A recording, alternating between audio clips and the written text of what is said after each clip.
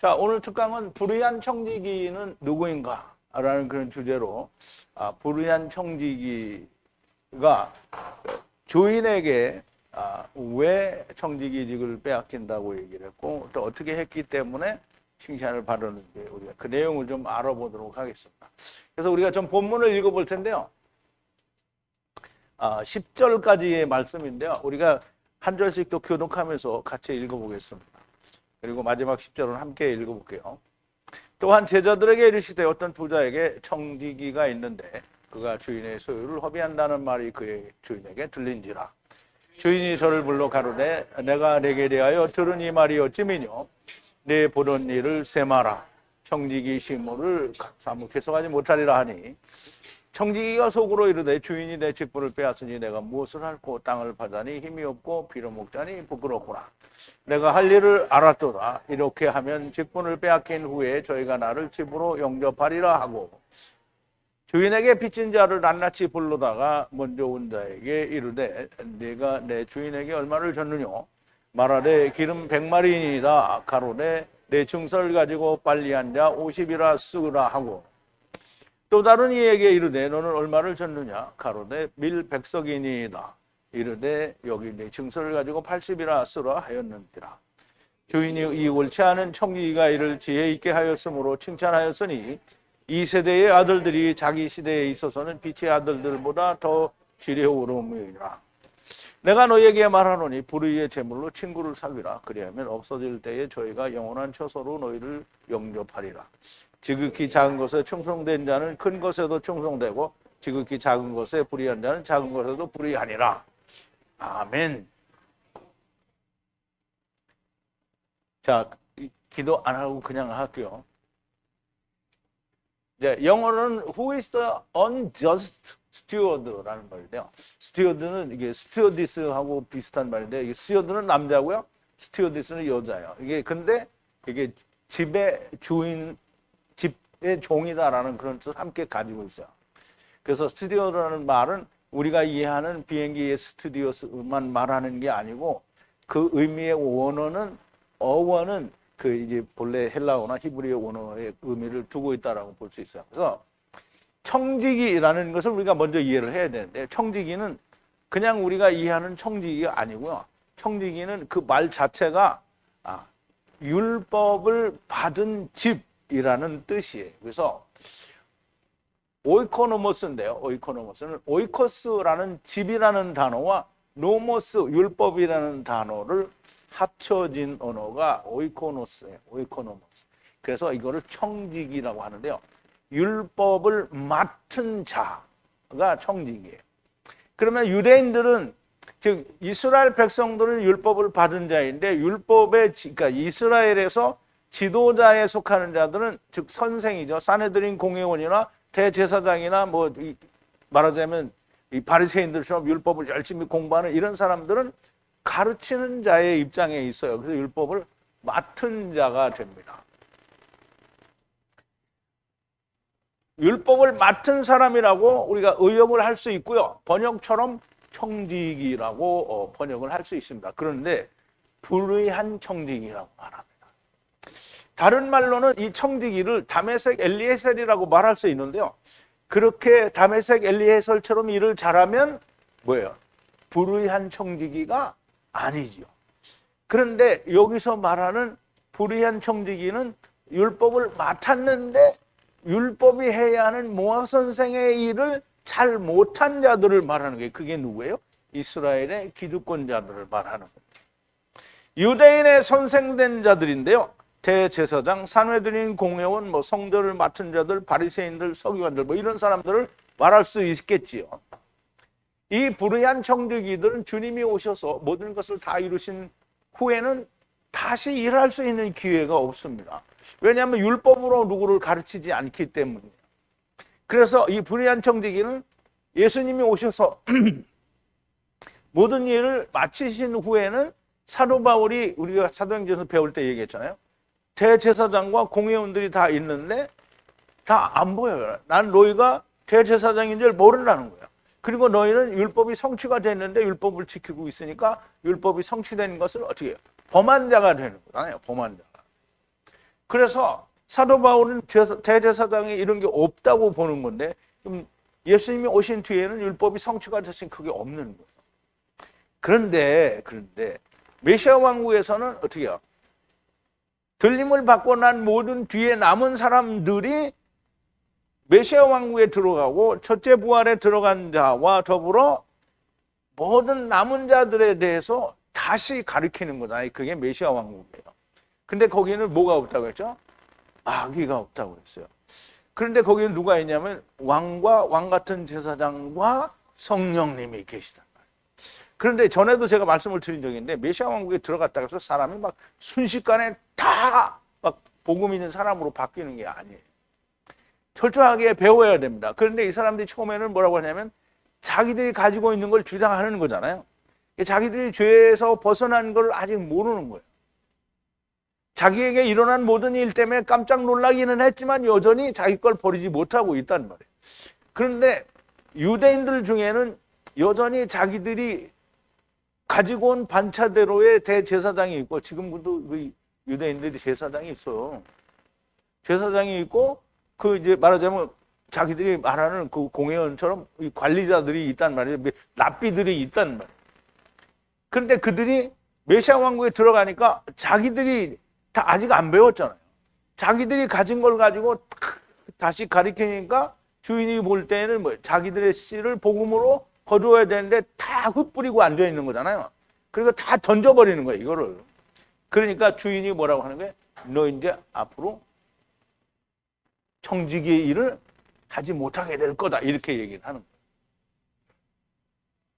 거예요. 자, 예수님이 오신 후에는 다시 일을 할 수 있는 기회가 없고요. 그런데 다시 일을 할 수 있는 기회는 주님이 공중재림으로 오셔서 모든 심판을 마치신 후에도 여전히 유대인들이, 남은 자들이 또 자기들의 율법을 맡은 자가 있어요.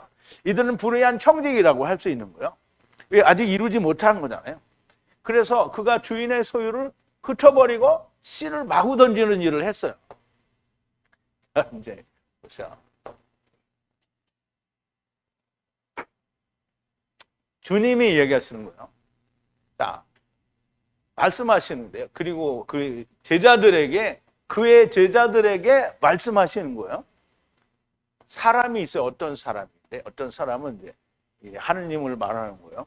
어떤 사람이 있는데, 부유한 사람이 있는데 집사, 스튜어드를 하나 가지고 있어요. 이게 오이코노모스를 가지고 있다는 거예요. 그리고 그가 던져버려요. 뭐를? 그의 소유물, 주인의 소유물을 흩어버리고 던져버리는 거예요. 그러니까 주인이 보니까 이제 이런 말을 들은 거예요.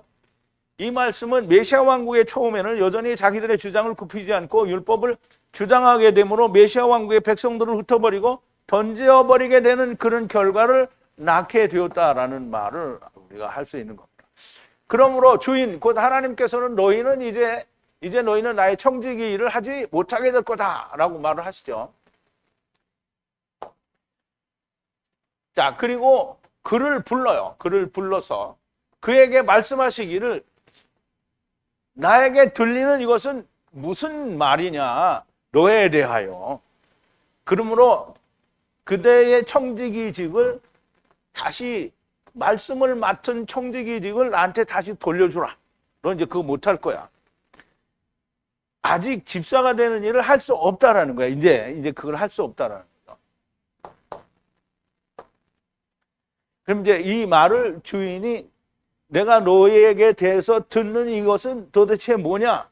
너 다 흩어버리고 다 던져버린다고 하니까 너는 이제 그만할 거야 라고 말씀을 하시니까 그 말을 들은 불의한 청지기가 생각을 하게 됩니다.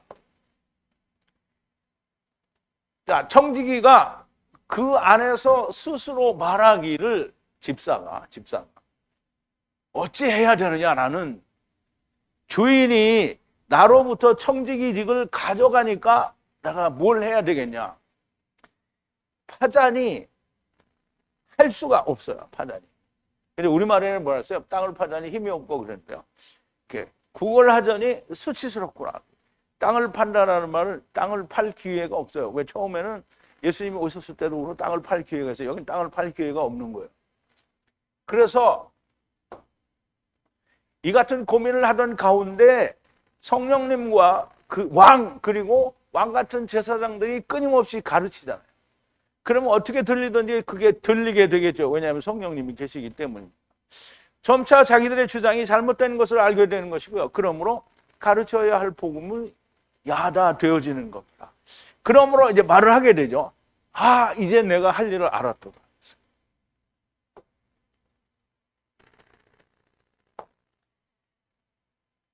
알았다는 거예요. 무엇을 해야 될지 알았다는 거예요. 이같이 청지직이 이동되어질 때 나를 영접할 것이다. 그들의 집으로 그 자기가 알고 있는 일을 행하면 자기의 집으로 영접할 거다라는.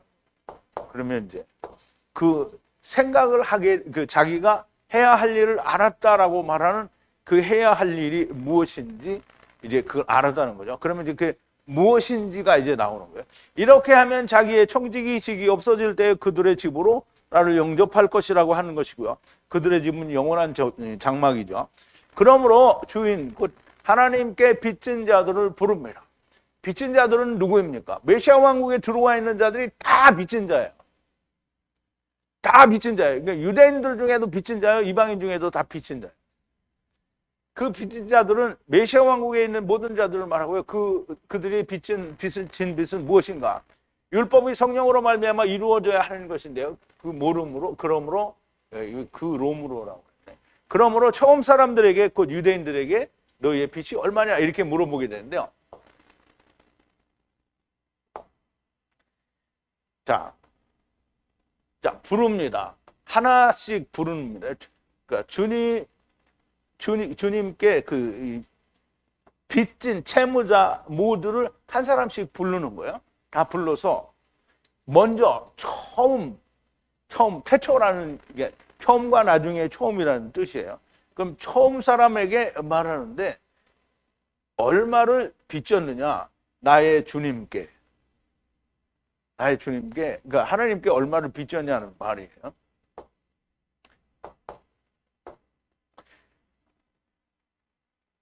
그 물으니 기름이 백바트라고 하는 것이고요. 성령이 없어 백바트로 죽지 못해 여기까지 왔으니 기록을 주고 주님의 은혜로 이루어진 50이라고 쓰라. 이제 이 말인데요. 그 빚진 자가 말을 하되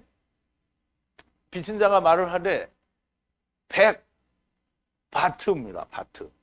바트는 집들이 죽는 걸 말해요. 기름이 백바트라는 거예요. 그런데 유대인들이 기름이 100을 이루어서 바트 죽어야 되는데 안 죽었잖아요. 그리고 말하기를 그들에게 너의 기록을 받으라. 그래서 편지를 받으라는 거예요. 그리고 앉아서 곧 50이라고 쓰라. 이제 성경은 고칠 수 있어요? 고칠 수 없어요? 그러면 이제 이게 무슨 말이냐면 100으로 이루지 못했으니까 그러면 은혜로 이룬 것을 보라는 거예요. 그게 이제 그걸 보라는 게 그럼 이제 네가 그거 쓰여진 거를 너 볼 수 있냐 이제 이 말인 거예요. 그런데 백바트는 그러니까 처음 사람들은 죽어야 되는데 안 죽었잖아요. 그러니까 은혜로 그것을 보라는 거예요. 그리고 성경은 이제 보세요. 고칠 수 있는 것이 아니고 은혜로 이루어진 것을 확인하라는 것이고요. 100이 50이 된 것을 확인하라는 거예요. 다시 말하면 50을 이루었어야 하는데 이루지 못했다라는 거예요. 그럼 이제 보세요. 100으로 이루는 거는 자기가 죽어서 은혜가 돼야 되는 거잖아요. 그런데 그거가 안 됐으니까 지금 예수님이 그렇게 하시는 거를 너희는 이제 보고 지금 여기서 그걸 배우게 된다는 거예요. 그래서 그걸 배우라는 거고요. 그게 자기가 되어야 된다는 거죠. 그리고 또 나중 사람에게 이르되 그랬어요. 그러면 이제 우리가 지난번에도 얘기했지만 성경에서는 전부 아하루를 다른이라고 번역을 해서 문제가 된다고. 근데 여기서도 역시 나중이라는 의미를 가지고 있어요. 그때에 이제 다시 그때에 나중 사람들에게 말하되 당신은 얼마를 빚을 졌냐. 그런데 말하기를 100코르입니다. 미리 그렇다는 거예요. 미리 100코르입니다. 그리고 그가 말하기를 그대의 성경을 받아서 그리고 쓰라. 80이라고 쓰라. 80이라고 쓰라는 거는 성경을 고치라는 게 아니에요. 80이라고 쓰여진 걸 보라는 거예요. 자, 너는 얼마를 줬느냐? 가로되 밀 100코르입니다. 그래서 코르는 보세요. 우리가 이제 코르는 그래서 히브리어를 우리가 헬라어로 되어 있어. 히브리어에서 뭐라고 했는지를 알아봐야 되는 게 이제 이 카프는 20이에요. 20. 20은 이제 둘이란 말이죠. 10이 둘이란 말이에요. 그러면 100코르, 그러니까 코르 안에서 레시는 200이에요. 그러면 땅에 왔으니까 200이잖아요. 그럼 다시 이루어서 가면 또 코르에 레시에. 그래서 미리 100인데 그거 가지고 못했잖아요. 그럼 이제 나중 사람들은 뭐냐면 은혜가 와서 은혜가 이루어졌는데 못 보는 거예요. 그러니까 니네들은 안 됐으니까 어디 가서 할 거다? 메시아 왕국에서 할 거다. 그러니까 80이라니 너 여기서 이거 할 거야. 그러므로 밀 100코르라는 말은 20, 곧 율법과 복음이 아세르 하야 안에서 첫사람 아담 안에서 나중 사람 아담 안에서 처음 여호와 안에서 나중 여호와 안에서 200이 이루어졌어야 하는 것인데 그것을 보지 못하고 이루지 못했으니 여기서 다시 한다는 거예요. 그래서 이르되 내 정서를 가지고 80이라고 쓰라. 그럼 메시아 왕국에서 그걸 한다는 거예요.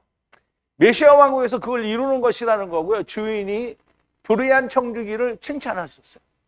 이 세대의 아들들이 빛의 아들들 위에 자기의 세대에서 지혜롭게 하였다라는 말인데요. 자, 칭찬을 했어요.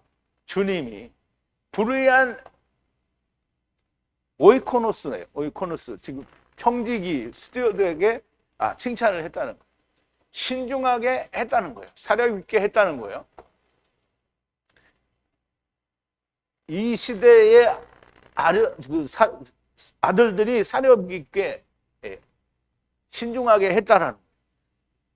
빛의 아들들 위에 그래서 그러면 이제 우리가 빛의 아들들 위에라고 하면 빛의 아들보다 훨씬 똑똑하다고 생각할 수 있잖아요. 근데 이렇게 메시아 왕국에 한 사람이 빛의 아들보다 똑똑할 수 있어요? 똑똑하지 않아요. 똑똑하지 않죠. 그런데 위에라는 말은 그것이 지나고 난 뒤에라는 의미로 우리가 이해를 하면 이 사람 빛의 아들들보다 우리말에는 빛의 아들들보다 더 지혜롭다고 했는데 빛의 아들보다 더 지혜로울 수는 없어요. 자기 시대에 있어서는 이 세상에서 사려 깊은 신중하게 행동을 했기 때문에 그러면 칭찬을 하는 거예요. 그러니까 이제 우리가 우리말 번역과 본래 원어가 가지고 있는 의미를 분명히 차이를 느낄 수 있어야 돼요. 그래서 주님이 이제 마지막으로 말씀하시는데요. 불의의 제물로 친구를 사귀라.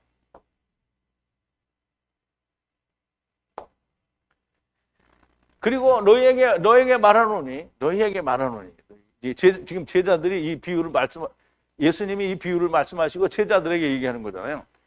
제자들이 이 말이 다 듣고 나서 무슨 말인지 알았어야 돼요. 뭐야? 너희에게 말하노니 만들라는 거예요.